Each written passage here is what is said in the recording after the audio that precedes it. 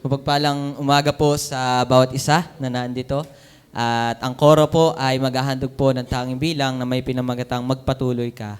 So tayo po ay nagpapatuloy, hindi dahil tayo po ay may kinakamtan pa, may inaasahan pa sa lugar na ito, kundi yun ay dahil tayo nagpapatuloy, ay dahil yun ay tayo tinawag ng Panginoon sa kaligtasan, upang tayo ay katulad ni Paul, hindi niya inaring ganap na siya ay marami nang nakuha, marami nang nangyari sa kanya, kundi kinalimutan niya yung mga bagay na yon at inaabot pa niya yung mga bagay, hindi dito sa lupa, kundi yung nandoon sa langit. Kaya sa bawat isa po na naandito ay nawa, tamuhin natin na tayo magpatuloy dahil tayo po'y tinawag ng ating Panginoon sa kaligtasan. So sana po mapagpala po tayo ng awiting ito.